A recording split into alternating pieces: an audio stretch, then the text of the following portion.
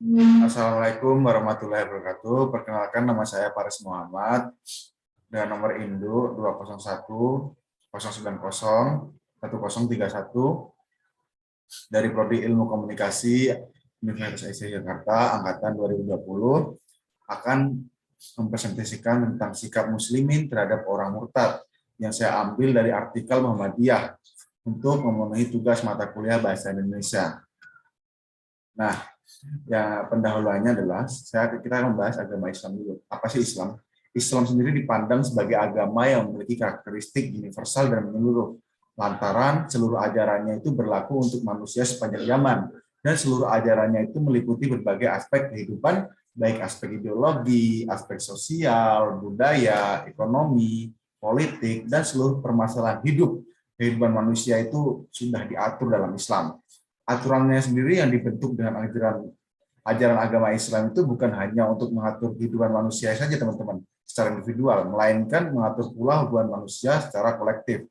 Nah, Islam sendiri pada aspek hukum mempunyai karakteristik takamul, yang artinya sempurna, bulat, dan tuntas. Wasatiyah, imbang, dan harmonis.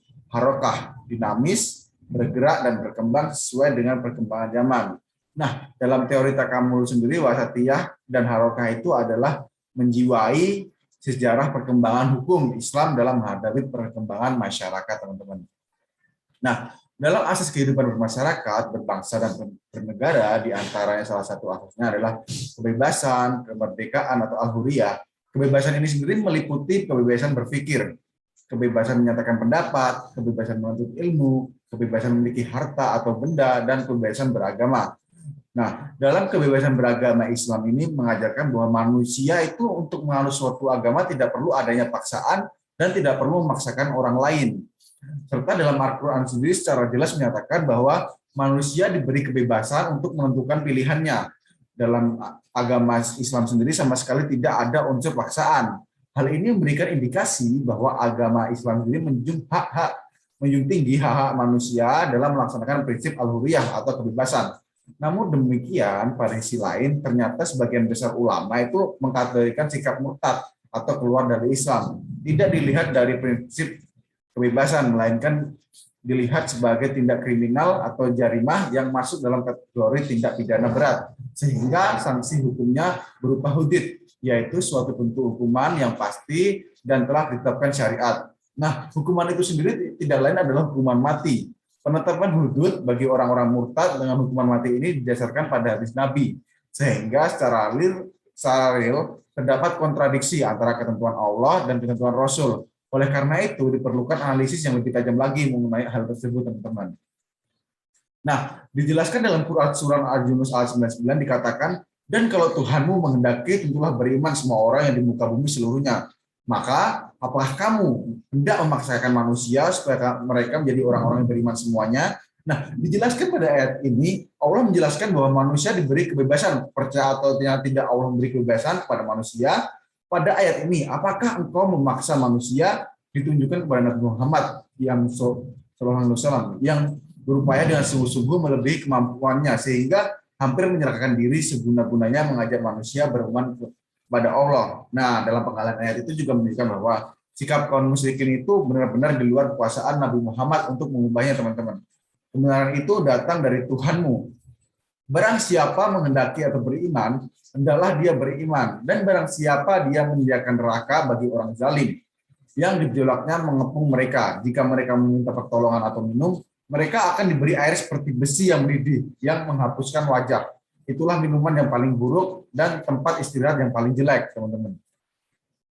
Diriwayatkan dari Jibri dan Mafrik bahwa termasuk sebagian dari hukum Allah adalah barang siapa dari perempuan muslim terbelat menjadi murtad kepadanya, demikian pula kewajiban orang kafir untuk meminta kaum muslimin mengenai pengembalian maharnya.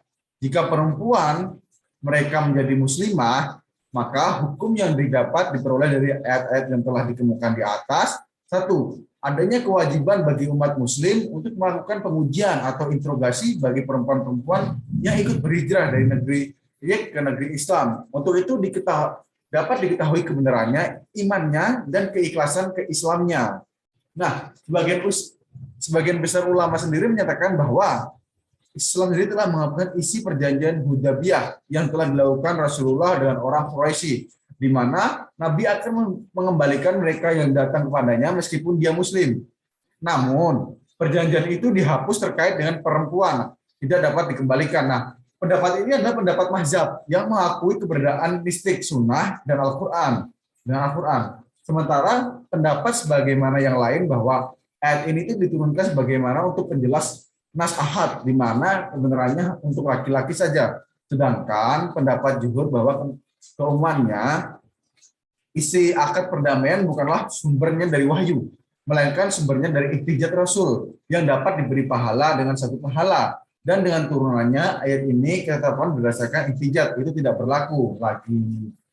Nah, kesimpulannya teman-teman, dari penjelasan pada Mustafir tentang ayat-ayat berhubungan dengan masalah ridho ini, penulisan memperoleh gambaran bahwa Islam adalah agama yang memberikan kebebasan kepada manusia untuk menentukan pilihannya dalam mengambil sikap, apakah ia mau beriman atau dia mau kafir. Itu dalam Islam sendiri itu diberi kebebasan, teman-teman. Itu ada pilihannya. Nah, Allah hanya memberikan norma kepada manusia bahwa siapapun yang menempuh hidupnya dengan jalan kekufuran, maka disiapkan tempat di akhirat kelak, menempati neraka dan dia akan hidup kekal di dalamnya. Adapun sanksi hukum yang diberikan di dunia, Allah sama sekali tidak menetapkannya. Dengan demikian, berdasarkan kepada dalil Al-Quran yang bersifat qat'i, itu berarti hukumannya di dunia dalam bentuk hukuman yang pasif, seperti hukuman mati bagi orang murtad tersebut, lantaran dipandang sebagai hudud, perlu dilakukan peninjauan kembali. Nah, oleh karena itu, murtad sebagai jarimah hudud nampaknya kurang tepat. Nah, hal ini bukan berarti murtad sama sekali tidak boleh dihukum. Namun, karena bagaimanapun setiap dalam Al-Quran, perbuatan yang melanggar syarat harus dipandang sebagai jarimah atau tindak pidana. Hanya saja tidak perlu dimasukkan dalam kategori hudud.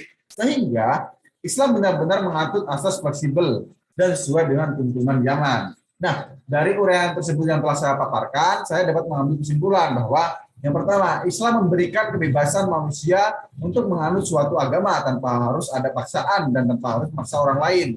Dan kedua, bagi orang murtad atau keluar dari agama Islam dan berpindah kepada agama Islam lain, terdapat dua hukum. Pertama, di dunia amalnya sia-sia, dan kedua, di akhirat masuk neraka selama-lamanya. Jadi kesimpulannya, kita sebagai umat Islam tentang bagaimana menyikapi murtad, artinya kita harus menghargai tentang pilihan mereka, teman-teman.